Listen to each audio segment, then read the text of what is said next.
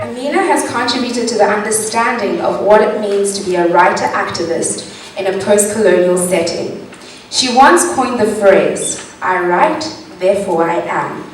And this has impacted how I viewed writing itself. Amina Mama has brought to light that writing can be therapeutic, political, subversive, as well as transformative. So I've extended her phrase.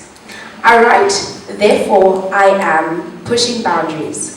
And today, Amina will enlighten us on how to push boundaries to decolonize knowledges in this discussion tonight.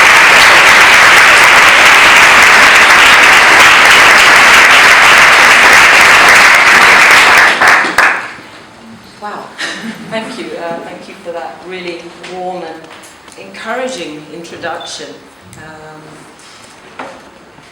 I'm very glad to be here. It's been quite a long time since I left, so as you can imagine, I experienced a fair amount of turmoil as my rather long-distance flights approached Cape Town. But since I've been here the last couple of days, I've had the great pleasure of participating in a class and indeed having a wonderful, rich conversation with members of Rhodes Must Fall. And of course, before I left California, I saw this on the news. So I became, of course, extremely curious, and I have to share my first visceral reaction. It should have happened 10 or maybe 20 years ago, but at last. Because I do think it's terribly important that we address both the remaining symbols of the old era, and indeed, more importantly really, because symbols are symbols, but the intellectual challenges that we face in South Africa and indeed on the rest of the continent.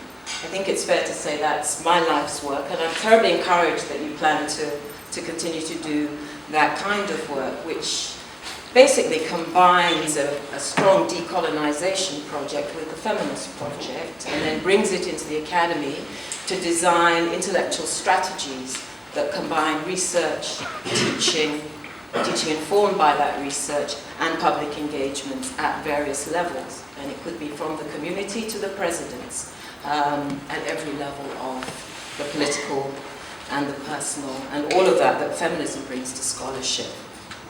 Anyway, so thank you for inviting me. Thank you, the African Gender Institute. So pleased you're still here. Even though you don't have a chair in gender studies anymore, I'm hoping the University of Cape Town will reappoint another. Those of you that were here at that time may recall that I arrived on this campus 1 year after 2 years after the Mamdani affair, and 1 year before he left. And the A.C. Jordan chair remained unfilled for an awfully long time, and certainly throughout, I think, the 10 years that I was here. So I was a bit lonely, because I'd imagined a strong partnership between African studies and the establishment of gender studies.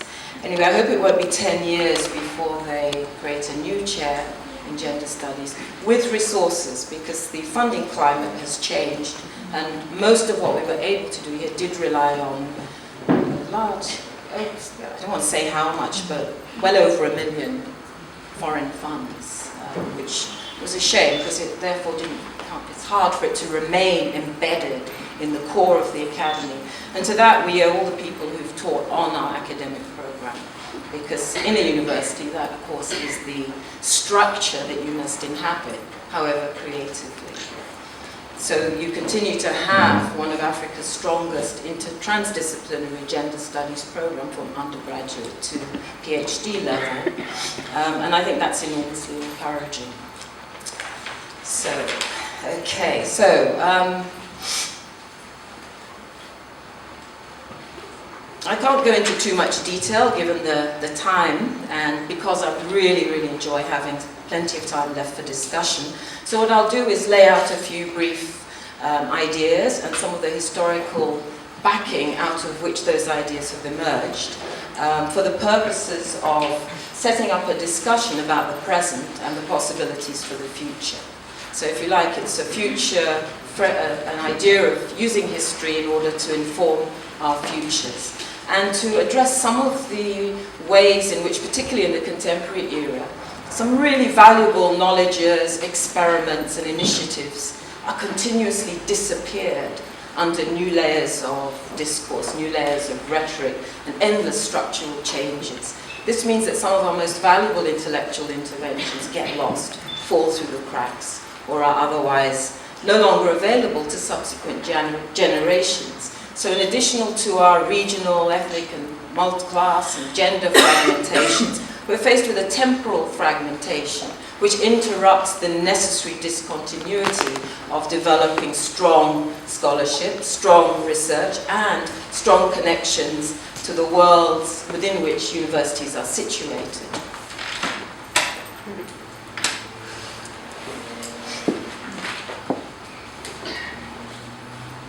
So, at UCT, I mean, the reason I came here was because the idea of an African, meaning regional, continental, gender institute was incredibly compelling.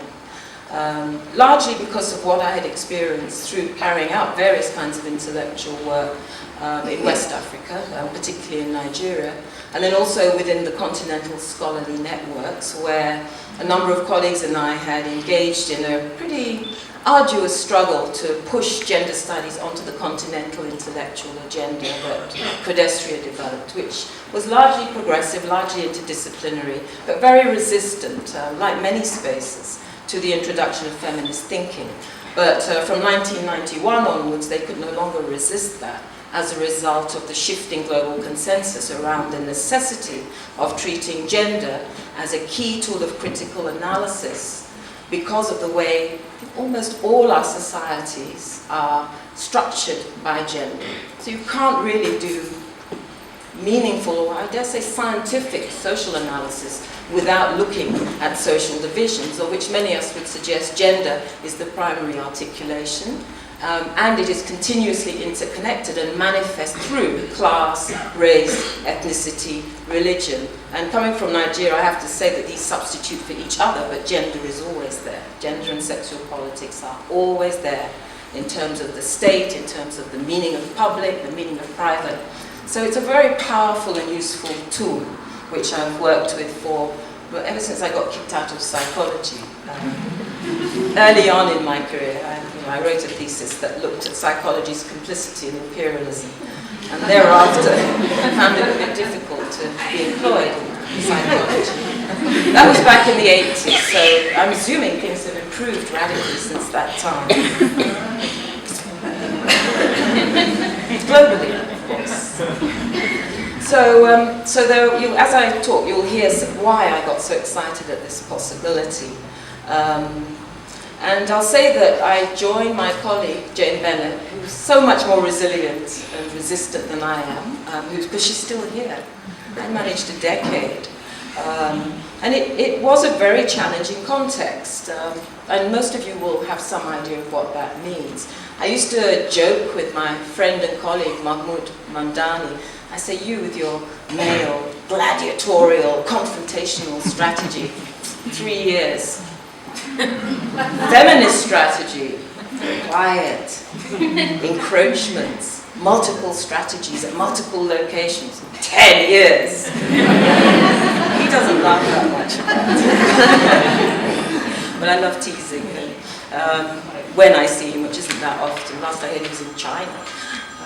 Okay, so we set about, as I said, we developed this teaching program to really, and this was very much Jane's, she realized just how significant it was even before the university was restructured to enforce the disciplinary lines through the administrative and financial managerial practices of the university, which has very particular ideas about what is acceptable and what is not. And I have to say, over the 10 years, there's got more and more entrenched and made it more and more difficult to sustain that triangulation between research, theory, and teaching, not to mention the engagement with the communities of interest beyond the university.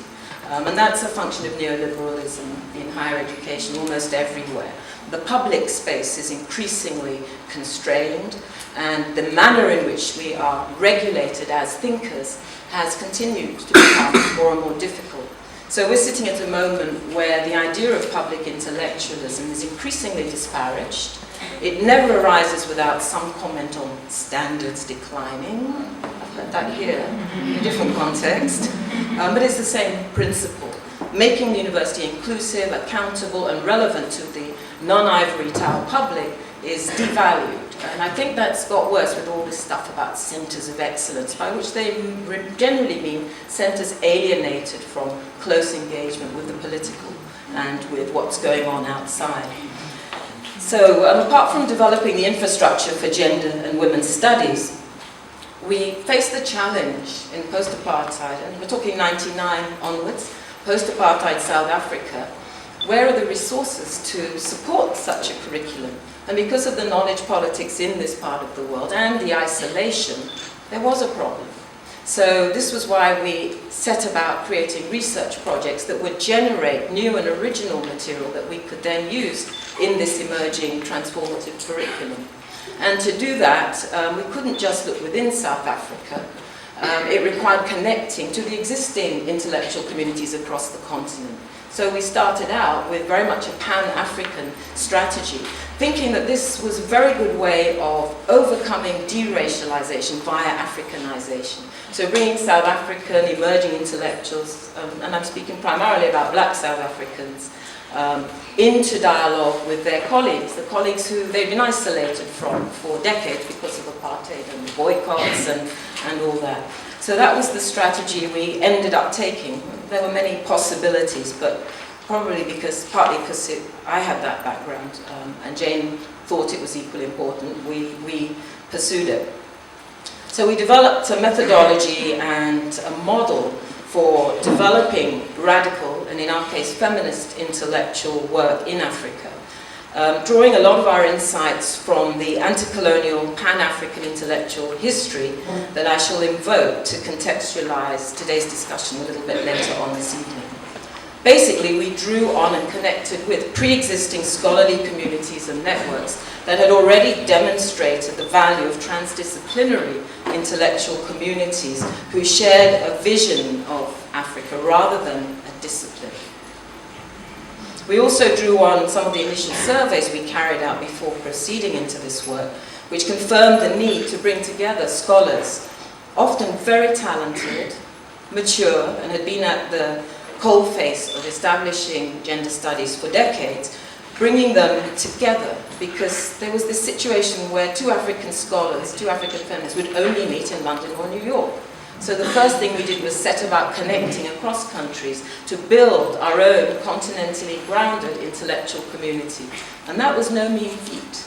And then, of course, we were bringing them in here to dialogue with South African colleagues, and then we were also taking South African colleagues and rotating our work. So we had convenings in Ghana, in Uganda, in all the SADC countries, in Nigeria, according to the project and according to who our partners over there were. So you can see it was quite an ambitious enterprise, and I think everyone who was involved in it, and over the 10 years, probably several hundred people passed through the AGI in one way or another. The flagship program brought senior, well, any level, African women thinkers to the University of Cape Town to benefit from the libraries and resources and have that safe, secure, well, we thought it was safe, writing space, a space to reflect and write, and indeed have available libraries and internet and things that were often not available on Africa's other conferences. So there's some kind of redress there, but mostly I'd say a very strong mutual set of interests that made collaboration, facilitated collaboration.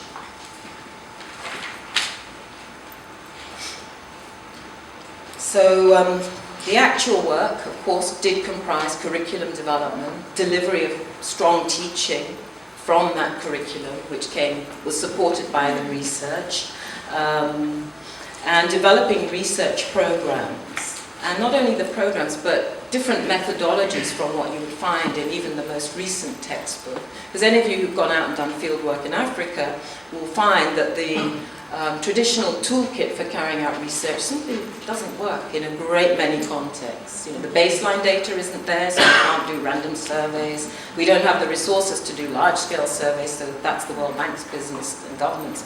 Anyway, so we developed a series of deep methodologies that drew very much on ethnography, oral history, biography, and sometimes just through speaking those in workshops to get our brains going in terms of what would be the key priorities for research on a given topic.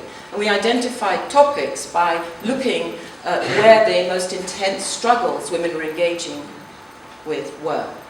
So that, for example, there was a lot of teaching on development, but when we did the survey and looked at women's movements, nearly all the activism was on the sort of arena of sexual politics, and that was the area where there were the very least, the most intimate, the most complex, the most sensitive, and there was the least African perspective in the literature.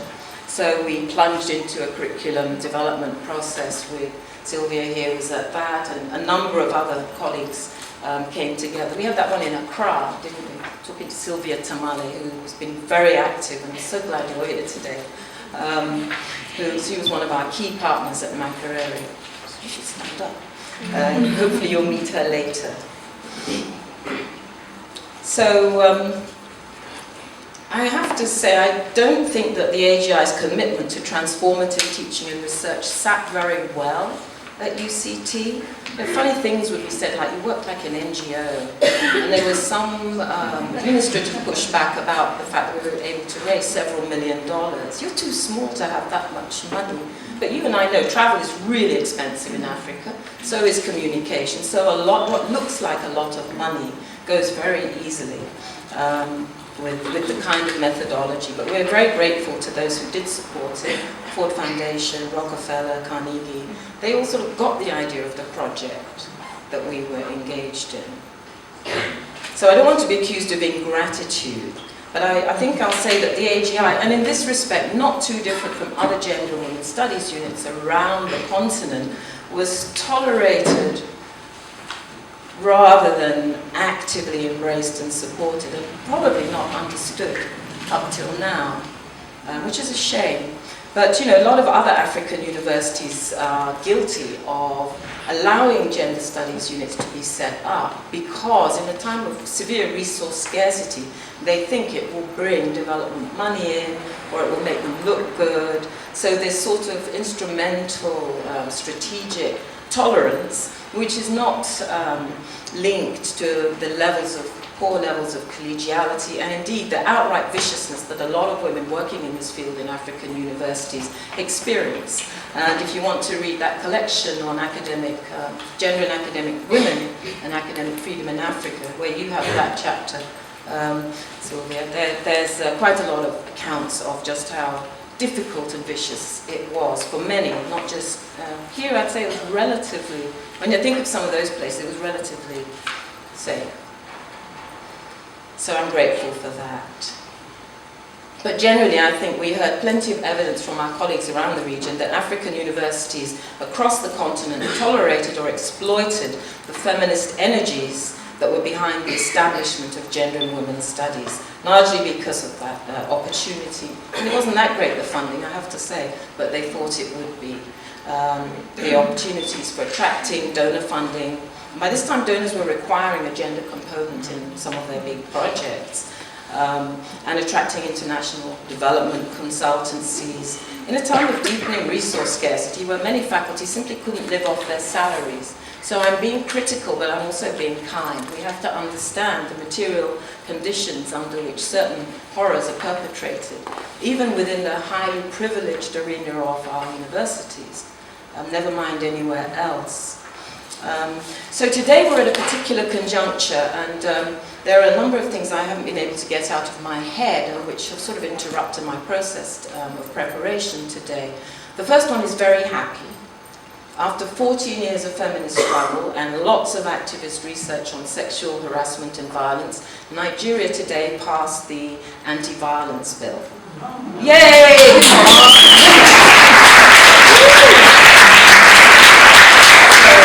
So I got that email this morning, and as I said, there's been 14 years of concerted activism against that, and I can't separate it from the mobilization around the awful 2,000 or more girls abducted. And I want to say, don't forget that boys were often simply slaughtered. The whole discourse has been about the missing girls, and the particular 324 As I said, over 3 years, including a time I was there 2 years ago, there were ongoing abductions and attacks on small rural communities, Muslim communities up in the north of Nigeria. And when I got there, areas were already declared impassable. So this is, you know, if you want to look into it, it's not new. But I'm almost inclined to say, let's have a minute of silence for the many women and girls who've been abducted, tortured, enslaved, killed, and otherwise suffered. So that has been very grim over the last few months, compounded by hearing what was going on here. The xenophobic attacks, killings, and the documentation I've heard about today, actually, which details some of the horrific torture practices that have also... Scourge is deeply disturbing to the entire continent. We're so confused and puzzled by it at one level, but at another level, I would identify that as happening in the same moment as the Rhodes Must Fall movement and say, what does this tell us about this country? What does it tell us? This conjuncture between the sort of rise of anti-colonial, the return or resurgence of anti-colonial activism on this campus. It clearly demonstrates that the work of decolonization here, and indeed in other places, needs to be ramped up and accelerated and continued. And the curriculum of the university, its core business, taken seriously as a site for decolonization and transformation. It is not, and has never been, just about bringing black bodies onto historically white campuses. It's what those bodies bring in their heads. This is an academy. It shouldn't be about bodies and body counts. So that very obvious thing eludes not only South African universities, but also US universities. But here, we have the power of numbers. This is our continent. How can we be minoritized intellectually when we're the vast majority? So there's a way in which this being on the African continent is more distressing for an African. It also has more potential. But in the US Academy, you know you're never going to prevail because it's only ever possible at the limits of a minority. And you can push that as far. But it's not what you can do here or what we've been able to do and need to re-energize and advance in the entire continent. So, yes. Okay. So, but this conjuncture between what's happening here, and this is one of Africa's most elite and strongest intellectual academic institutions. And yet, the young people who've made it this far are disturbed about colonialism and demanding intellectual development to address very real, persisting issues of gender, race, and class. At the bottom of the social scale, we're seeing the failure of any level of public education, because people are confused enough to attack their neighbors for the ongoing injustices and oppressions that they're experiencing. And I want to suggest that if there had been any kind of popular conscientization or education, they would not be behaving quite the same way. So I'm seeing a double educational failure, both among the elite institutions and also at grassroots level. So that work we theorized of connecting the academy with popular interests, with collective concerns, is a failure. That's what this conjuncture tells us. Are you with me? Yeah, so clearly there are these two things speaking to the amount of work that this relatively well-endowed and certainly in the aftermath of apartheid, extremely well-positioned globally. You had so much favor in your favor. Whoops. All right, who did that? This is just like Nigeria under military rule. They always cut the power when we were getting somewhere. So nothing new. Hopefully the lights will come back on. So if you'll bear with the fact that I don't have a mic, sorry for those of you at the back, I will raise my voice and try to proceed, because we don't have all night. We could stay all night, but officially we don't have all night. And I will continue. Is that okay? You're fine with that? Okay. So I'm going to pose a number of questions which I think it would be very useful for us to reflect on, and I will address the first two and then I will have a collaborative discussion around the third. Because I can't fly in here and presume to just start up again after 10 years and say what we think should happen, or even come up with strategies. That's your work. So the two questions, that's the third question. So that would be, how can the opportunity created by the current mobilizations be leveraged constructively to advance the decolonization of teaching and research? You got that? Yeah? How can the opportunity created by the current, I could say conjuncture, that I've just outlined, how can this be leveraged constructively to advance the decolonization of teaching and research? Okay, so that's the last question. That one's for all of us, right? I will rely on your contributions. So the questions that I will address, the first one is, what does it mean to decolonize our minds and imaginations? What does it mean to decolonize? And the second applies to our location within this institution. What can and should the university contribute? And to answer that, I'm going to do some historical sketching. It's a deep and detailed history we don't have time to review. But that history will address what has been tried and how can we build on this.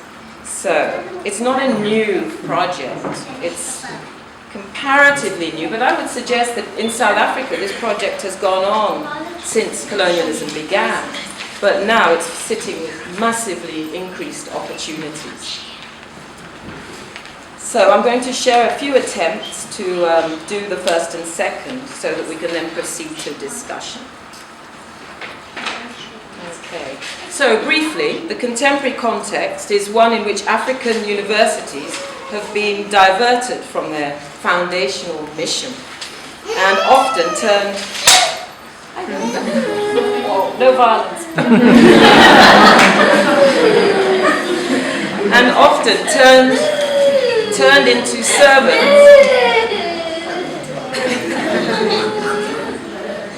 It's too much for me.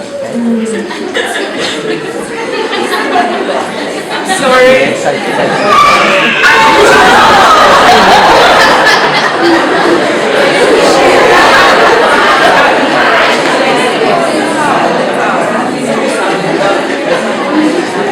Okay, to be continued. So I'm going to say a bit, the contemporary context is one in which African universities have been diverted from their founding mission and turned into servants of neo-colonial and now neoliberal regimes. This has been discussed by people as eminent as the late Edward Said and many others. I'm going to say that I attribute this, if you like, passivity in global political projects to the incompleteness of intellectual decolonization, including the persistence of androcentrism and other forms of institutional and intellectual exclusion in our universities. They've remained elite, they've continued to exclude our own minorities and sometimes majorities, and this lies at the heart of, in a sense, the failure of that project, because the founding idea of the African university was that it would be part of a much broader decolonization and liberation. In other words, we never had time for the ivory tower, at least not the, I would say, radical progressive intellectual community around the continent. And all, you know, you can think back to the early nationalists. Most of the national leaders were intellectuals, from Nyerere and Nkrumah, all of them highly educated writers and thinkers.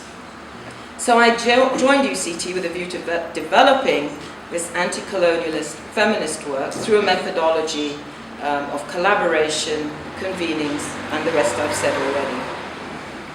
I think this is particularly important work because many of us view African underdevelopment and maldevelopment as being sustained by persisting legacies of the structural injustices that are still organized by the interconnected, some might say intersectional, dynamics of class, gender, ethno-racial, and other dimensions of oppression and marginalization. Key among these are the gross inequalities in people's access to decent education, decent work, decent livelihoods, decent living conditions, healthcare, peace, freedom from violence and the threat of violence. And without these basic things, I want to suggest that it's extremely hard to imagine full liberation and reactivate, unleash our potential, our creativity, because you're preoccupied with survival. That is the most corrupting reality that most of us, most African people, still suffer from. So, you know, we can't talk about democracy when people are hungry and can accept $5 for food. It's not going to work. So until we resolve these things, we can't have democracy. And yet to resolve these things, we require democracy. Don't be distressed. That means you can work on any territory to advance this project as long as you gather the right allies and develop pretty sharp strategies. So, okay. I won't bother with that. I'll just say that I was, yeah, you know that already, trained as a psychologist. The specialization in organizational change.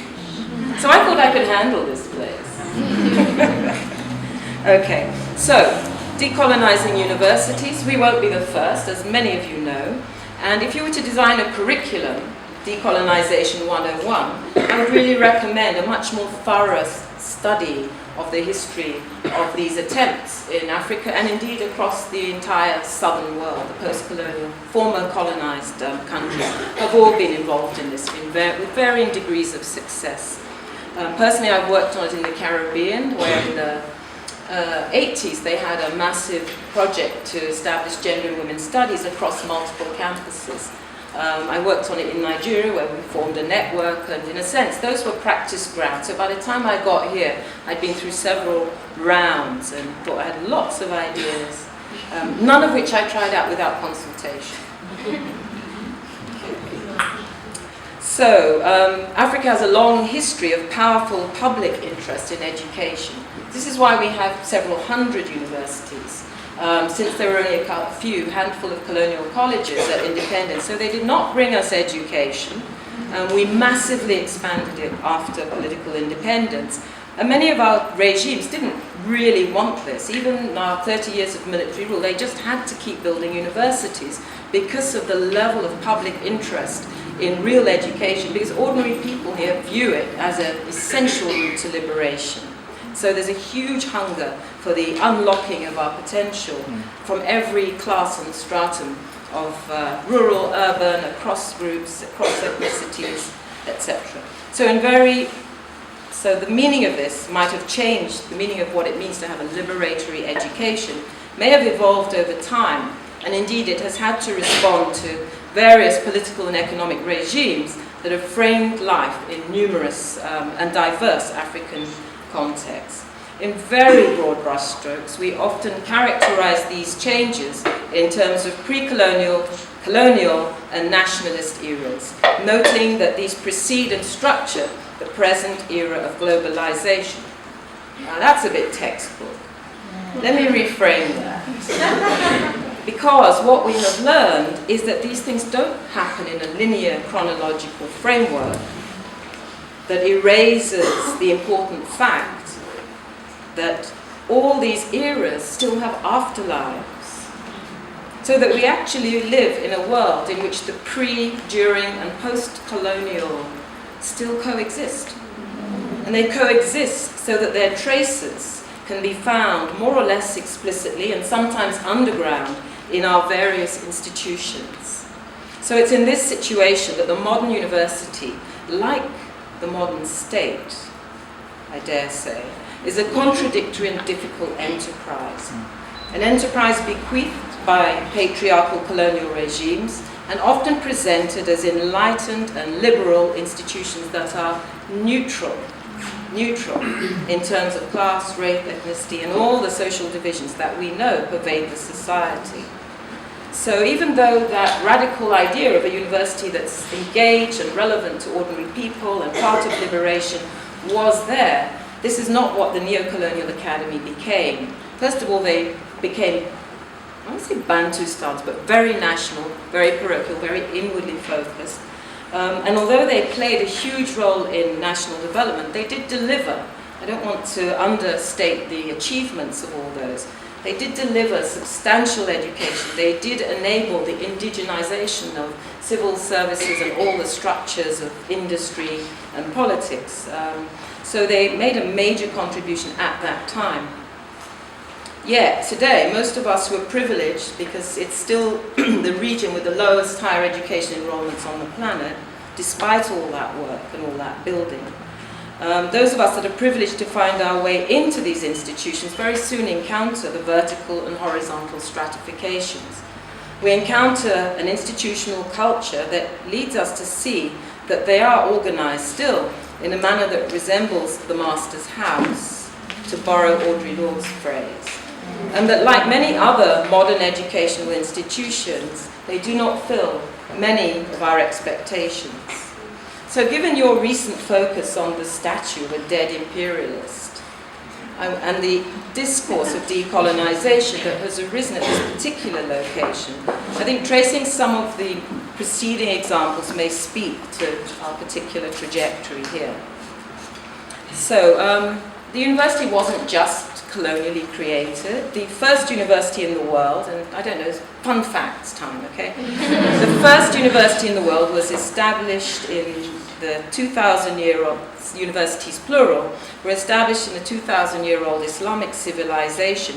And the first university was established by a Tunisian migrant who migrated to Morocco, to the ancient city of Fez, and saw, she was highly educated herself, and seeing the shortage of educational spaces, established Karawin, an ancient university, which I did have pictures of, and I'm so glad I didn't even bother to try slides.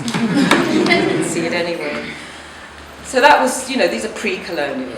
Jumping through history, this is just a sketch of examples. In the late 1800s, the idea of a modern African university was first put forward by Africanus Horton in Sierra Leone, a returnee. That Sierra Leone, you know, the history was established for returning slaves. Frustrated by Christian missionaries, particularly the CMS, he didn't succeed despite a lifetime of efforts, but his successor, Edward Blyden, took it up, and they did manage to establish the first quote-unquote modern university, Fura Bay College, established in 1827 in West Africa. And the high quality of education at that time for Africans, West Africans in particular, led to that poor little country becoming known as the Athens of Africa. And people, like the ancient university in Fez, people came from all over. So these were not national or parochial. They were transit camps for intellectuals from all over North Africa, the Middle East, and indeed the rest of Africa. Okay, so those two stand out as sort of points of origin, because today there are still Islamic universities, particularly there's Usman Dan Fodio in northern Nigeria, there are several in Egypt, and they coexist with the modern universities. That's some of the coexistence. Implicit in this collective will of Africans for education is this perception I've mentioned, crucial for liberation and development. And women have embraced this especially because it offered one of the few respectable routes out of the drudgery that came with colonial ideologies of domestication. So you found most women not included in the colonial civil service, very few included in the university. So a lot of them set up vocational schools, and if they wanted higher education, they went out. So you have a very small number of women avidly pursuing education for women right back from the late 1800s. Okay, so my second question, what does it mean to decolonize our hearts and minds? And this is one where I would like all of you to give some input, because I'm sure there are multiple meanings. I'm going to simplify it for the purposes of discussion and say that, for me, it means liberating the radical ingenuity and intellectual labor of African peoples. Yeah? Liberating the radical ingenuity and intellectual labor of Africa's peoples. Secondly, it has to be a continuous aspect of people's liberation. We move forward if we can't think forward. Very simple. And thirdly, it means overcoming the epistemological hegemonies, the hierarchies of knowledge, the separation of disciplines, the entire structure, very much a pacificatory structure because of the way it splits and separates the social world. So I'd like to suggest it's a pacificatory strategy. We must overcome that, and at the same time, the androcentrism and the internalized neocolonial operation of the university. We must overcome it and radicalize it and turn it to broader interests. So the first stages of decolonization elsewhere on the continent were very much driven by African aspirations and political intent. All aimed at an Africa liberated from past systems of enslavement, feudalism, indigenous and imported, and above all, colonial regimes that involved an elite of African men, almost excluded women entirely, and were primarily concerned with pacification of the vast majority of people. And this came about after the military pacification. So the administrative and educational and social welfare regimes that came in later colonialism were about substituting more social technologies of pacification, probably to save the cost of military hardware. A century later, lots of African nations did gain independence and established hundreds of universities, and basically adopted the same basic structure, the edifice of the colonial academy, which itself was derived from European monastic institutions based on seclusion and the separation of learned men from their societies, and completely excluding women. I think it's to our credit that African universities have never completely excluded women. I mean, Oxford and Cambridge and Harvard, women had to really fight their way in. But with independence, women were always allowed in. It's just that the institutional culture and male domination made it pretty difficult. And actually there's a setback with political independence. Universities like Ghana, men outnumbered women, the gender imbalance increased briefly, and ever since then has been incrementally taken down as more and more women have pursued higher education. But we're far from equality. I don't remember the current percentage of women professors in Africa, but by the end of the 90s it was 4%. Sad. So you can see why we're working with gender. Okay, so the achievements of the first decade, I've mentioned that. Sorry, this light is not helping. Indigenization was made possible by providing the manpower. So I'm just reiterating the masculinist nature of our colonial heritage. So in terms of the humanities, African cultural recovery and development was facilitated by some fairly dramatic developments. And a lot of those initially focused on reclaiming history. So they were restorative. The Dakar School of History, the Ibadan School of History, the work of people like Sheikh Anta Diop were all about reasserting African civilization as part of world civilization. First Festival of African Arts and Culture in Lagos in the 70s, FESPACO, that amazing film festival in Ouagadougou, and the establishment of numerous regional and national cultural initiatives, both on and beyond Africa's burgeoning number of campuses, and involving both cultural activists and academics intent on unleashing the creative forces that have been devalued and denied and lied about for centuries. So, radical and neo-colonial educational projects coexist in the post-independence universities, creating some pretty strong ideological contestations, many disappearances, hirings and firings, etc.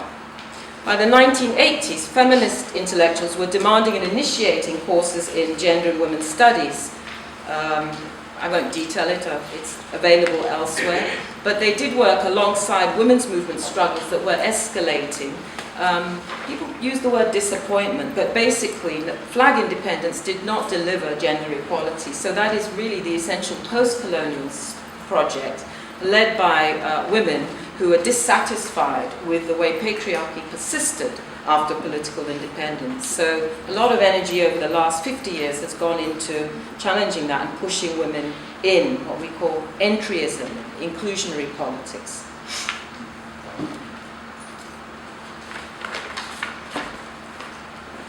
Can you hear me at the back?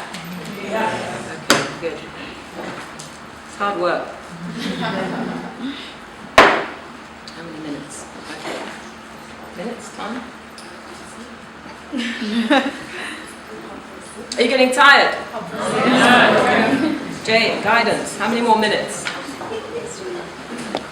Okay, I'll keep going. Okay, so the general point I'm making here is that despite the presence of some radical spaces, our modern universities retained a hegemonic neo-colonial character that tended to sustain rather than challenge class inequalities, male privilege, and all of this is evident in the androcentric and the cultural and intellectual character of the curriculum. Neither the elite colonial traces or the passing of state power into African hands led to the eradication of these or their displacement by African nationalism. Sentence right. Okay. Now, Cheikh Anta Diop, for example, I don't know how many of you know the fact that for all his brilliant work, he was never allowed to teach at the University of Dakar. Senghor did not like his ideas, and the French, remember he joined the French Academy, l'Académie Française, and he's very proud to be a Frenchman. He did not want Diop in the university, he did not want him influencing the younger generation. And then in a sad irony, because this happens, okay, after he was dead, they changed the name of the university to University of Cheikh Anta Diop. So there's a kind of cynical habit of naming buildings and rooms after people who've been brutally treated, denied access to universities until after they've died. It's cruel, it's a cruel irony. Claude Ake, another friend who's late, died in a strange plane crash in Nigeria several years back now. But he describes the academic work as one of the most pernicious, subtle and pernicious forms of imperialism. Imperialism in the guise of scientific knowledge.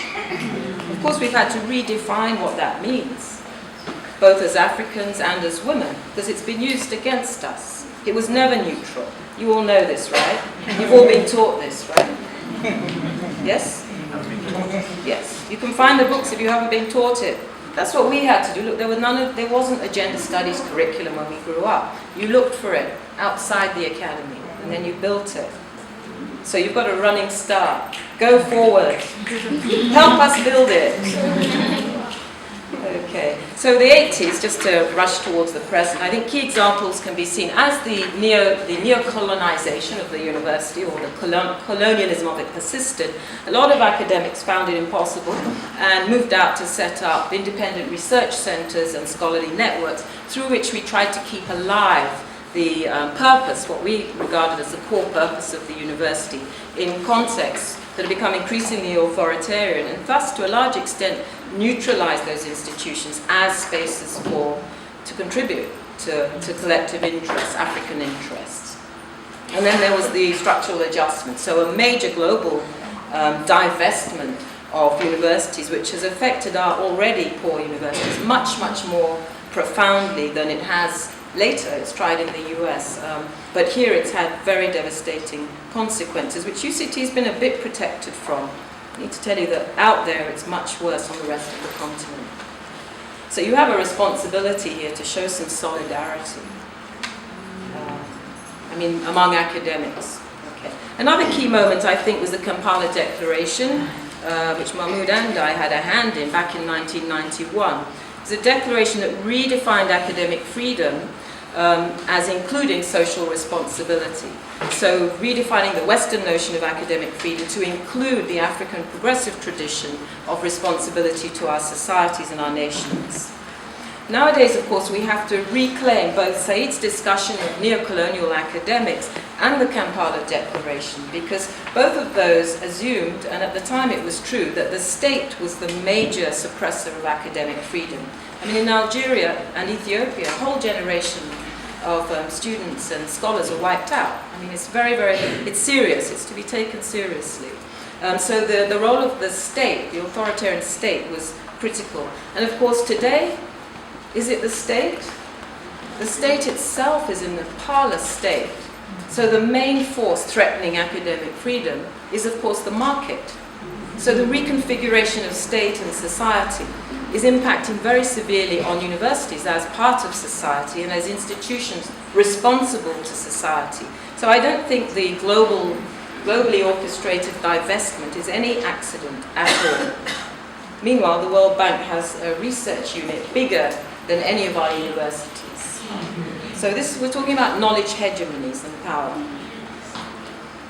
So we need to be on our toes. Marketization and divestment are foreclosing spaces and variously disappearing radical and feminist work in many countries. And this is creating severe intellectual deficiencies that disempower us and which threaten to overwhelm and undermine the capacities of even our scholarly networks, because those rely on the existence of universities. And much as an organization like Pedestria has tried, and indeed the Institute, tried to meet the extensive training needs, they're simply not funded and not big enough to do what the states should be doing in 54 countries. So what we've been able to do is really minimal in the scheme of things. So neoliberalized public and indeed private universities also undermine social and public accountability and our capacity to call political regimes to account. Public university can be identified, however, as a key location for the transformations that have yet to contribute sufficiently to the anti-colonial and feminist agendas that emerged in the 1970s. And it's still responsible. Why, people ask me, why do you stay in African universities? I'm sorry I'm not here right now, okay? But what is the importance? Why would you spend so much of your career in African universities? And I sort of shrugged and said, well over 6 million young people. So, really it is very important that we have that kind of transgenerational solidarity. And those of us that are getting on a bit now rely on the recursive nature of that transgenerational solidarity. So, if we're talking about a curriculum, you need to share your ideas and views on what that content should be, because some of us are out of date. I get increasingly good at history. It's not enough. It's not enough. And even in terms of choosing what history, your mobilization is crucial. So I just want to put that out there so you all know you're not getting off lightly here. So, right. So I would suggest that the divestment and undermining of particularly the public university constitutes the greatest challenge we have faced with regard to radical intellectual work, both in and outside the old boys' house. The displacement of intellectual agendas by financial and administrative preoccupations is a direct product of restructuring and the praxis of neoliberal rationality. Yet the struggle for more dedicated and radical intellectual work continues within and beyond and has continued to date. And this particular struggle is pervasive, but it requires critical self-reflection on the meaning of knowledge within our educational institutions at this time, and a willingness to take cognizance of current conditions and challenges. It has to be grounded in those if it's to be at all useful. I'll say just a few words on the role of feminism. I mean, apart from being interdisciplinary and addressing men and women, masculinity and femininity, in the academy it directly confronts the fact that universities, in addition to their formal curriculum, also convey cultures, values and ideas. So they're responsible for producing citizens, and they do so in gendered ways, which will forever constrain our political possibilities unless we eradicate them. These are supposed to be learning institutions. They're not supposed to be behind the state. They're supposed to be thinking ahead of it and guiding, giving it information and, arguing with it, and holding it accountable. And the more we have able to do that, the better.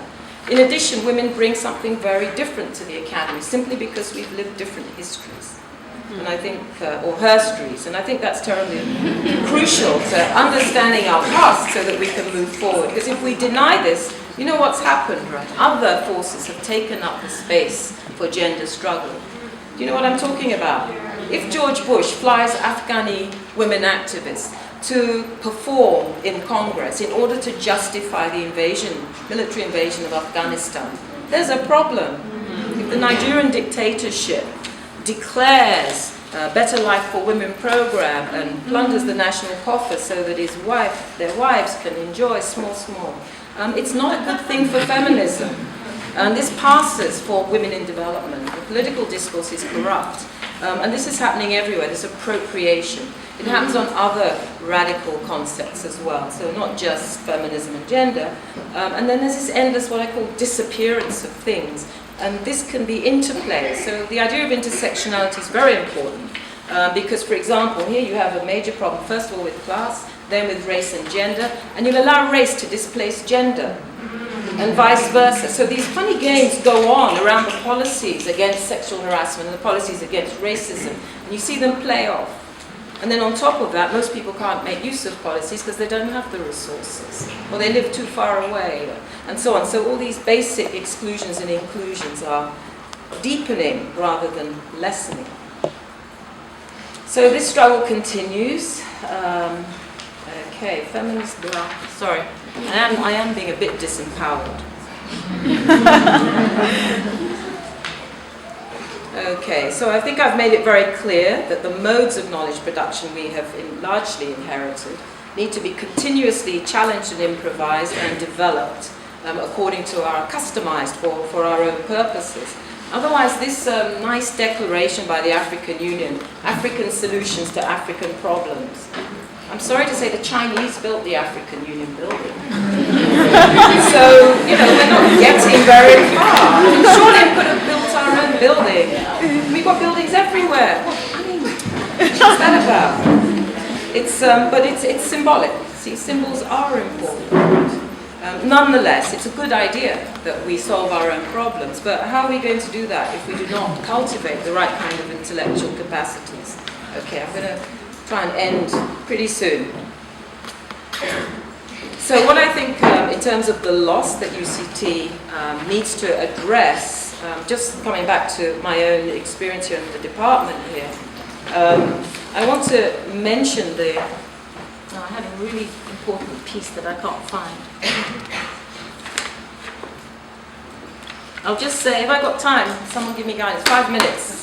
15. Oh, okay. Right. Even though I can't see you, I can feel you, right?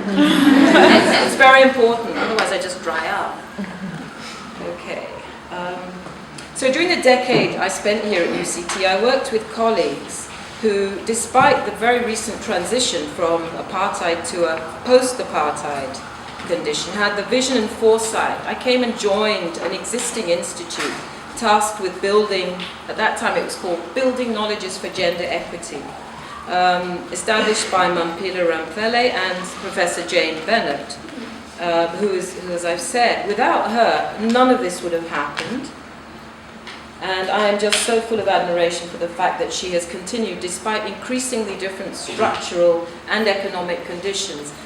Probably many of you are aware that divesting the state was accompanied by build up the NGOs, and lots of funding came to civil society and universities. And now that the state's pretty seriously divested, now that plug is being pulled. So we really need to think very strategically about how we can do the kind of work that we then were able to do by mobilizing international funding, which enabled us and had some constraints. I mean, it reaffirmed African men's endless charge that gender is an import. And those of you who know my thinking on that say, no, the concept only came about. Didn't I say this yesterday? The concept only arose because European women traveled and saw that things were done differently in other places, so it was not universal. They gave them the idea to try and change it. They got it from us. Stop telling us that we got it from them. At the very least, it was about a transnational dialogue. And certainly the early feminists traveled widely across and within Africa and further afield. And there's no shame in saying we took a good idea from somewhere else and then developed it. You do that with socialism, you do it with fashion.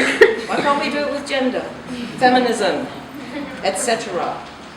So it resonated, what was happening there resonated enough for us to move it forward in our own ways. briefly, for over a decade, the AGI has experimented. It's now what, how many years? 15 or more.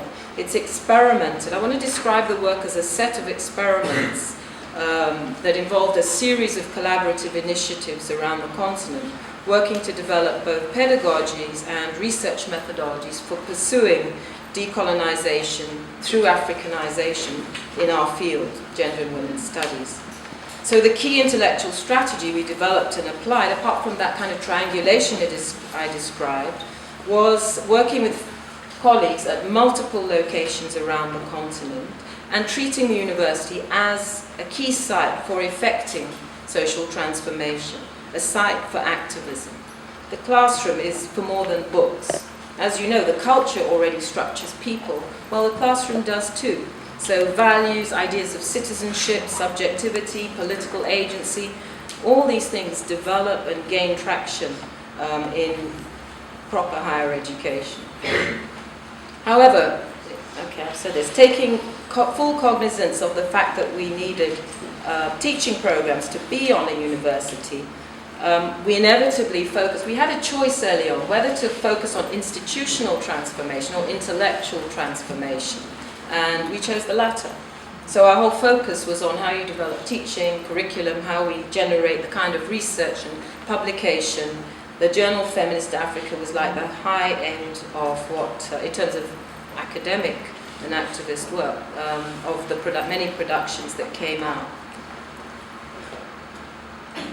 So we did all this because we understood it to be vital to academic work, the usefulness of academic work in Africa's diverse and dynamic contexts, and saw the importance of the connection between the public university campus and the public as a key compass that could guide our efforts at designing research, action research, and curriculums that would transform the way people thought.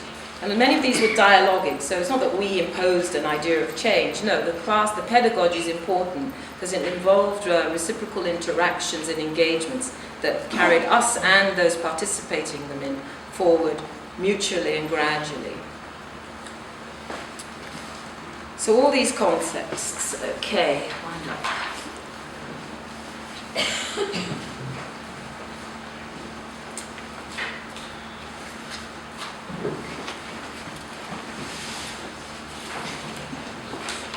Okay, I think I've given us enough to talk about. I've gone a full circle because I started here at the AGI and then have come back to it. So for me, that's a kind of nice bookending.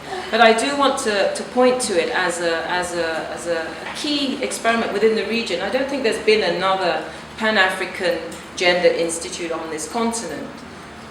And I'm not sure that there have been many chairs in gender studies who have had the same kind of opportunity as we had here in the context of the broader transformations. So the minimal support that project is being given and the restructuring of it, I find quite distressing, because one of the things that the restructuring has done is made it increasingly hard to carry through that combination of work. And the teaching without the research is affected. The research without the teaching and the activism, without that mutual agenda setting, we become more and more conventional. And this is something that happens to radical ideas. They actually, administratively, not just on this campus, but everywhere. And what it means is that we're continuously kept on the defensive and prevented from full realization, sometimes of excellent ideas. And this has been the story in many, many places. So I don't want us to feel too terrible about, I mean, basically the difference between the vision of possibility that the establishment of the AGI and all the work went into, it opened up possibilities that we've not been able to pursue. I think there have been many such moments. You could say this might well be one of them. Different kind of moment. There was a moment when Mamdani was here and a big public debate happened that was the first outing of the intellectual terrain of struggle, I think, in many ways. And before that, there was the Mafeje thing, which really upset the entire African academic community, where he found his home in the end. Among us, I knew him very well. And he was one of the most pro-feminist of the brothers that we were endlessly struggling with. He read our work seriously. So if you take those two incidents and then take the AGI experience as another moment, less loud, perhaps a less public, feminist strategy, quiet encroachment, but I would say an equally important set of opportunities were opened up. And my question is, how are we going to actually pick up and pursue those precious moments where the opportunities have become apparent and continue to excise and cut away the shackles, the psychological and intellectual shackles and structures that make that kind of work quite hard to do? What kinds of solidarities can we develop? How can we pick up the best of our radical intellectual tradition and continue to reclaim and call our public universities to account at a time when they're already under attack? So this kind of dilemma has haunted much of us, many institutions and many aspects of our lives, and it's here in the university. And I do think that engaging critically and radically with the worst aspects of our current political systems, our social systems, and our cultures. We did a lot of work on culture and sexuality.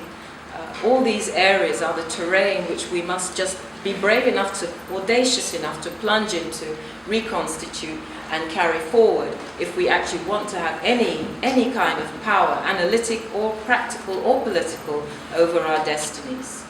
Thank you for your attention. Around the continent who voluntarily joined and participated and made all that work possible. And I did mention Jane Bennett, who's sitting right here as being a key ally. I want to also mention Professor Amanda House from Stellenbosch, who preceded me. Hi, I've seen you for years. Who preceded me at the African Gender Institute. And then I mentioned Sylvia Tamale, hosted us in Uganda, did incredible work on sexuality. You all read that big book, right? African Sexualities. Here's the woman who put it together. Eleanor Sisulu was one of our first associates, the flagship program that brought people to write, and I know you've all read that book, right? That autobiography of the Sisulus. It's unique, a couple autobiography of an incredible political legacy to this country. And I'm sure there are others. I said rather casually, several hundred women passed through the AGI during those 10 years. So I don't have time to list them all, but I just want to put that out there. None of this work can be done in isolation. And the key thing was about building intellectual communities that are mutually supportive, much in the way that women build movements. So we had people in the academy, outside the academy, in the women's movements, and some of us were in all three. So you can imagine how rich that kind of convening was. And the thing that we brought to all the ongoing work that all of these women are engaged in their different places was a brief period in which, because of the particular the location of Cape Town, many donors at that time felt safe to give us money that they wouldn't give anywhere else in Black Africa. So it was a unique few years, and nothing could have been done without everyone else. And what the AGI could do was convene some of those spaces and collaborate. So, and as you can tell from my remarks, we drew very much on the history of pre-existing networks, AWARD, and all the other existing sites that were already doing gender and women's studies. So none of what we did was new. It was more how we put it together that was probably different. Okay, over to you guys.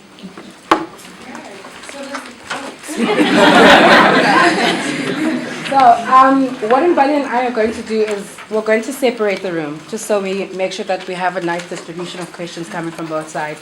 So I'm going to ask from there at the back until over here.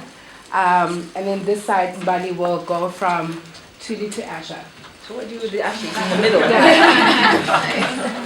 So, I think we're going to do 5 hands at a time, and then we'll let Prof 5, and then we'll do another 5. And maybe see we how can it do goes. 3. Yeah. 3. 3. Okay. So we can start with the inbox. 1, 2, 3. That was easy. Asha? I have a question about concerning the university and geography, in particular the relationship with the rural and the urban, and also the university's role in broader societal projects of decolonization. So in my mind, I have Mamdani's assertion that we need to think of new creative ways to link the urban and the rural, and the failure that previous revolutionary movements have. Well, that is an obstacle for previous revolutionary movements. How do you think the university can play a role in any sort of project that links the rural and the urban in creative new ways? And do you have examples that you can inform us of where movements or universities have done it? Yeah, it's a big challenge, and I don't think we should limit it to bringing rural people, and there are all kinds and levels and classes and very broad category. I don't think we should just make them come here, because when you move from one place to another, there's an alienation. So I really think the university should carry some of the responsibility for taking its resources and projects to rural communities. And I think there's a lot of room. I mean, what they call extramural blah kind of puts down what's a critical link. And in a sense, I very much admire Amilcar Cabral's thinking, that when you go to those rural communities, they have a vantage point on globalization, for example, that's profoundly different and very, very developed and insightful, because while we sit here in the towns, they're living it out. And it's at those peripheral areas, places like northeastern Nigeria, where it's most acutely felt. So they have an incredibly valuable understanding of these global policies and processes. They have a different perspective on the contradictions.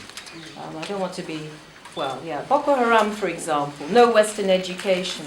There's an ugly irony in their statement of no Western education. The original leader, who was extrajudicially executed, had about 40 children, and although he had a degree, he couldn't afford to educate them.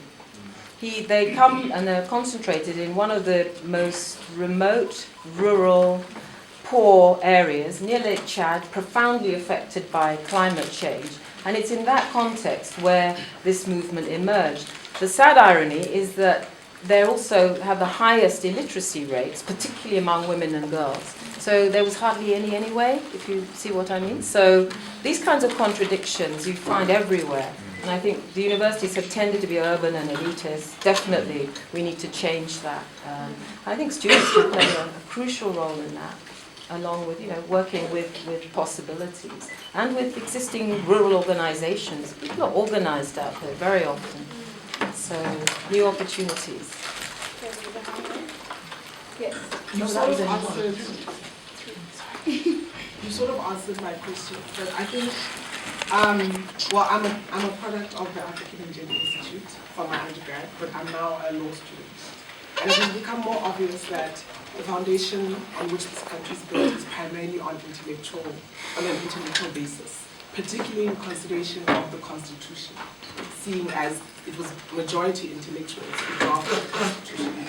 I can't help but avoid the idea that even the xenophobic attacks had direct links to the Rhodes Must Fall movement, and that in fact people were just redirecting their frustrations in terms of the institutional and material manifestations of their struggles. My question is, we live in a country where, I'm going to put it in an allegory, we live in a country where we had a deep wound, and instead of sewing up that wound, we took a multicolored rainbow badge, sticker, and put it on, put it on our wound instead of stitching it up. And once in a while, it aches because it's infected with disease. And so, how do we now deconstruct the notion that we can cover up issues for people who are on the ground as intellectuals? So how do we take our intellectual capacity and allow it to permeate in a real sense in terms of lived society? I'd like everyone in the room to think about that. I don't think there's a quick and simple answer, but I appreciate your metaphor very much. And I would say even stitching won't help if there's dirt in the wound. And there's a lot of crap in our wounds. So, I mean, the methodology I've advocated it has to take into account that there are very different kinds of intellectuals, and I'm using intellectual as opposed to academic to imply a certain political agenda, not just any old intellectual thinker, because we know there is complicit in evil as anything else. Certainly I've seen them be co-opted to support military regimes, to do propaganda. Goebbels was Hitler's intellectual. I mean, we could run with that. So this is why I've been emphasizing a very selective engagement with the most progressive elements of our own intellectual and political traditions. And I do regard this as political work, not in the sense, structural, formal sense, but as transforming power relations at every level, all the way from the intimacies of our lives, intimate relations, relational practices, all the way through to what happens in much bigger and more formidable institutions. I think joining dots is quite a good tactic. I think being a law student, you'll have a different set of opportunities from someone who's a community worker. So in a sense, every field, people have to carefully study, reflect, and identify what strategies will work at a particular time and context, and who to work with. Very little of this can be done by individuals. In fact, none of it can be done by individuals. Let me be clear on that. So for that's tips, but you have to invent it for yourself in conjunction with others. And probably not just lawyers. Transdisciplinarity. Don't be boxed, incarcerated in a small institution, a small discipline. Because one of the things Africans have always done is do cross-disciplinary work, because you can't address anything real if you have a fragmented approach and a single lens, because all sociality and social challenges and political challenges are multi-dimensional. Okay, Brian? Thank you for your input. I wanted to speak to the issue of strategy, and I think I have a question coming out of interest for you being in the States now. There's a lot of conversation when you talk about the continent, and I want to know your feelings perhaps on the status of the diasporic connection. And I want to just, and there are many examples one could use, but to talk about the site of South Africa, USA, and Brazil, and just to maybe think about the kind of discourses that those separate spaces are having while they experience similar effects. So, I mean, just now in Brazil we have a situation where actually so-called Afro-Brazilians are now the majority. So some comparison can be made with them in South Africa. But there's been massive demonstrations in Brazil. They haven't really picked up the same amount of attention globally that the US and South Africa versions have. But in the US we also see Black Lives Matter forming in a way that operates somehow outside of Africanness. Or separate from Africanness, and I want to know the intellectual tradition in the US is this the status, is this a description of the status of the diasporic connection? Are they not as invested in the decolonization, continued decolonization project of Africa? And are we even interested in that connection any longer? Very important question. And they're important because of that thing called globalization. Imperialism was probably the biggest globalizing force, certainly in recent history. So it set us up to have transnational commonalities. And these are not samenesses, and I'm not talking about a comparative method, but there's certainly value in connecting across formerly colonized locations. But they're not the same. They're absolutely different. But the comparison, they're not comparison, I said transnational, putting them side by side, does give you angles on the differences between them and can generate very powerful strategies, particularly if you want to engage with international policies. But I think the whole transnational project that many people in the US talk about, first of all, it could be a globalizing project. That is not what is meant by radical feminist ideas of transnationalism, which are about unearthing commonalities in the dynamics of globalization and resisting them where they are inimical to the well-being of people. So, venues like the World Social Forum, they call it anti-globalization. People might say that's real people's globalization. And no forums are problematic. The link-ups, I've been quite, I haven't been there that long, but I've been quite startled by the antagonisms and the difficult, vexed relationship between Africans, now the most highly educated component of the American population, US population, Africans are the most highly educated fraction of the US population. So that tells you something about who's going there and how they're getting there and all the rest of it. Brain drain. They're creaming off publicly trained Africans there. But, and the African Americans are at the opposite end in terms of just the educational, but also the social and economic. So there are antagonisms, not quite as brutal as the ones that have come up here between Africans and South Africans. But the fact of those tensions, I think, is very informative about how the politics of race work, pitting people who may have common interests against each other. And I think that's probably the thing you can point to and say there's a commonality here. But I'm very wary of the idea that just because they all have long origins in Africa, they're the same. They're absolutely not. And the gender politics are very, very different, and we contest quite a lot over those. And one of the ways in which the Academy has sabotaged that possibility is by slapping them together to compete against each other in departments and programs of African and African American studies. And all the ones I know are coming apart because there isn't a common agenda, there's a common race. But what is that? You know, if there's not a common intellectual and political agenda, and in that context it's especially hard to work towards that.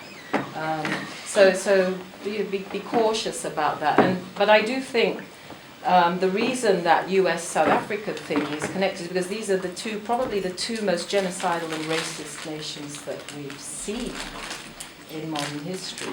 So there are commonalities, but you can't really compare any other African country to the US in the same way. But it's important to remember that here you're the majority. So the anti-racist techniques for the US, no, you can't take advice from African Americans when you're the majority, because their whole strategy is coming from a very different context. Now we can learn from each other, but it's very important to understand the different historical trajectories which frustrate any banal assumption about common interests. Okay? Sorry. Okay, you can ask a question and then we're going to move this side. Off the back of that question, Ashil was here last week and he spoke about, we need to reimagine, what this African project is going to look like, and he spoke about Fanon's sort of criticism of the Pan-Africanist project, and you just touched on, how the African Gender Institute was trying to use Africanization. So what does what you have said and what Ashil has said and all of this mean for the movement? What kinds of things? Well, we're saying very different things. Yeah. You'll have to decide which you find more compelling. If he was here, I would have a debate with him. But different approaches. And I think we've got the imagining. We've got the history, the legacies. I mean, is he forgetting that we have this kind of trajectories that are outlined? We have huge resources. We just need to reactivate them and unlock them. And I think we have very powerful visions. You might need to, recover a bit and take some space to regenerate them. But our experience of all those gatherings was these visions just erupt. And the excitement of just coming together across borders. Very, very powerful. So, we differ, I think, I'm gathering from what you've said. I'll take 3 hands from this side. I'll take you, and then over there. Take you. Yes. Thank you very much for your comments this evening. So I'm wondering I'm hoping that you could help me think through this particular issue. So it strikes me that the call for decolonizing university, which also part of it is the call to decolonize the curriculum, seems to me that it also needs to go hand in hand with the call to change cultures and practices of learning as well. The pedagogy. The pedagogy, as it were. So one thing that often strikes me and frustrates me a lot is the sense in which maybe mostly undergraduate students have the kind of preoccupation with, for example, what is going to be in the exam or what is going to be in the test, more than perhaps more than what I think is a much more deeper exercise in actually learning something beyond that which may or may not be in the exam itself. But also at the same time being aware that the students just do not pick the stuff from the air. It's somehow part of the fibre and the kind of unwritten laws of the university and the culture of what I'm calling the culture of learning and practicing learning. And part of that for me is linked to, some people call the massification of education, the commodification, all of it. So if we're calling for all of this, the decolonization of the academic, of the curriculum, how then might we also begin to change these pedagogical practices? I want to no, that is an incredibly insightful and important question. Because, the kinds of radical efforts we've been discussing and experimenting and piloting have become more and more different. And I want to say massification is a fabulous idea. I think 90% of young Swedes have degrees. We should be thinking like that. To overcome the exclusion and the reproduction of class by having elite and exclusionary institutions. So number one, massification was good. Unfortunately for us, a bit like your end of apartheid, it coincided with a whole new assault via economic doctrines that have sabotaged. So as the universities massified, they also suffered an incredible resource deprivation. So what that did was create strife and contradiction and competition, which is inimical to any kind of creative generative pedagogy. So the classrooms have grown, and you're seeing it here. I mean, I can remember structural adjustment in Nigeria, where you had like 4,000 people were hanging in trees to try and hear what the professor was saying. And the professors got so tired, they were so. I mean, we really do have a major globally imposed structural problem. So I think that what you'd have to do is be quite creative in finding ways to work beyond the sort of engine of papers and grades and production, and not be subjected, don't have your mind subjected to it. You want to get a degree, you have to perform in a certain way, but don't let yourself be defined by that. So, a lot of extracurricular reading. I mean, in our days, you didn't find what we wanted in the curriculum. If you're not finding the pedagogy that will help you learn, form a little group. Form groups, find spaces. I've described how we had to build spaces across academies and outside them, really, in order to think critically about the things we wanted to think about. So that whole project was about creating safe and alternative spaces that were not the same as the classroom, but then using those to bring different things into the curriculum.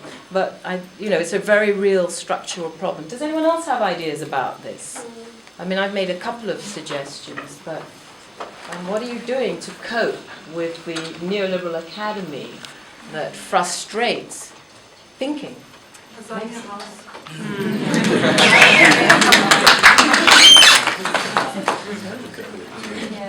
Just comment further on the notion of linking rural and urban in creative ways. In relation to this whole issue of the university's role in broader social projects of decolonization. So you've been arguing for an inclusive, collaborative, multidisciplinary approach. In fact, UNISA talk about MIT, multi, inter, and transdisciplinary. I don't know what the difference is between all those, but it sounds nice. Anyway, but I think there's one thing which I think we must add for inclusiveness, and I think one of the greatest intellectuals of this country who worked at this university was Neville Alexander. Mm-hmm. And Neville Alexander's work on multilingualism is actually really at the heart of a project to be more inclusive. And as we were talking with Thandika Mkandawire, one of Africa's great intellectuals, yesterday, and he said, you can't have agricultural revolution in English. It's not going to happen. And we are the only continent that actually does not have science and technology in our own language, unlike the Asians or the Europeans or the Chinese. So that issue of multilingualism is actually crucial to any decolonization project. And I think tied to that is the notion of organic intellectuals, which I really have a dream, and until we valorize the knowledge of our organic intellectuals, some of them who cannot speak English, their knowledge in environmental, cultural, historic knowledges, it's not, we really are missing a whole lot. We're like people sitting on top of diamonds and gold, and we don't know how to mine it. So we need to work on a multilingual project. And technology, the technologies we have now, offer us a whole lot of possibilities to break the publishing paradigms of the past, because the creator of knowledge can directly, in any language, speak and get translated easily. So this is a project we must work on. And personally, I felt that we can't do it unless we don't also start and pay more attention in the academy on early childhood and foundation phase education.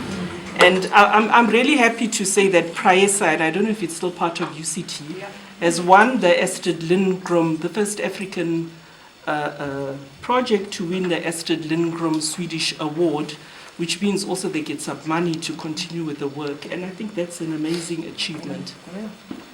Are people familiar with this example? Go and learn about it. Yeah, I completely agree with the comment and appreciate it. Yeah, just try and think it through, take it away with you. The majority of Africans don't speak a European language. How can we talk about people being educated if we can't even communicate with them? And we don't and read. We don't read. The other thing I want to add, Amina, we don't read. We don't consume our own intellectual product. There was someone who had a project to read only black writers for a year. And I sort of, by force of circumstance, have been reading only South African writers over the past year. And it's just a worthwhile project. And if we don't consume our own intellectual products, we can't decolonize the academy. It's not possible. Right. Elaborate. Does anyone else wait? Yes. Sticking with decolonization and feminism, I have a question, which, by the way, my mom is Mansafra. She passed through the... Hey, she came here a lot. We were there. And this is a question that... Send her my greeting, our greeting. This is a question that I haven't been able to come to an agreement with her as well. The issue of beauty, the idea of beauty in African society.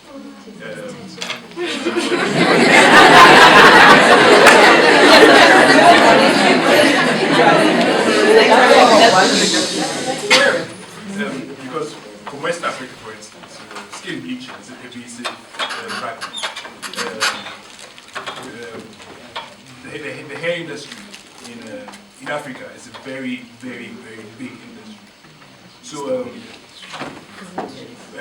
what does African feminism, or maybe if there's such a thing as African feminism, and feminism and decolonization, how does it react to the African idea of beauty? And again, this is something every one of us has an answer. Actually, that's all cool. We should have a whole course on that. And it's very serious because one of the things of the whatever you want to call the contemporary moment is this preoccupation with surface. It's a very gendered and sexual thing.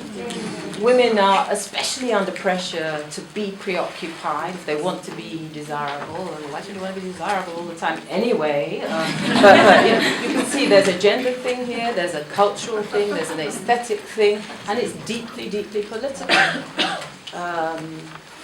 And there have been multiple efforts, and of course there's a lot of that in the US. But there's also a lot of radical critique of the hegemonic global standards. And one of the things, as you know, we really like about West Africa is that there are multiple models of beauty coexisting. Some very radical and inclusive that make us feel good, some that make us feel horrible and vulnerable and rush out, become consumers of all these products, and that helps the market. And I mean, you can see the mess. that results. But I think a lot of it needs to be addressed through education, decolonizing education that enables us to step out of the sort of aesthetic and objection that the global dominant discourses do. I mean, if we can't do that, to me it's a very basic thing. We should learn to be comfortable with ourselves and our natural endowments. But I'm also not going to take a sort of ascetic position and say we can't style ourselves as we wish. I mean, look all the way back to Nefertiti, all that coal. You know, I mean, we like to adorn, and there's no shame in it. But the kind of adornment, again, it's about selecting the good and bringing it up and eliminating some backward and rather foolish things. Unless you want to play games, you know, transgender, transracial, I mean, yeah, you can. Why not? So I think just developing a freedom to be how we want to be in the world and how we want to appear would be the broad project. But then a critical understanding of how racism is internalized into making us think we want to look this way or that way. You know, if you're deciding to be blonde for different reasons, it's hard to imagine, but if you are, okay.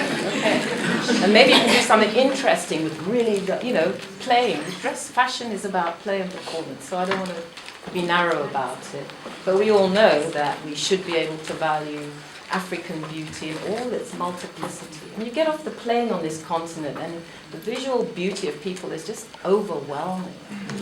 Isn't it true? You walk into it, it's like, men, women, etc. Idrissa. Oh. We all have our favorites.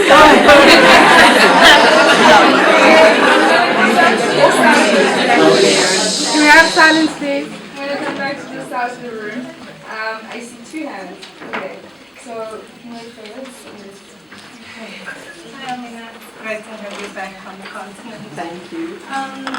Just to go back to this question of global interconnectedness and the diaspora and African Americans, some of you would have seen the Freddie Gray incident in Baltimore, and people asked and questioned, you know, why did the protest, the radical character, what was the radical character of those protests attributable to? And if you watch the cell phone footage of Freddie Gray, the image of black pain and pain on the black body was visceral. And there was this Baltimorean woman, and she was saying, his neck is broke, y'all, his neck is broke, you know. And it reminded me of our students, actually, because our students kept on speaking about the experience of black pain. And in some ways, they've been chided both here and at Rhodes University and at Stellenbosch University for not being able to overcome your black pain. Look at me, I'm a professor, I overcame my black pain. And so in some ways, their attachment, their renewed attachment to Fanon is being depicted as a kind of succumbing to black inferiority. And these appellations that we use, like disadvantaged students, I've always felt that being a radical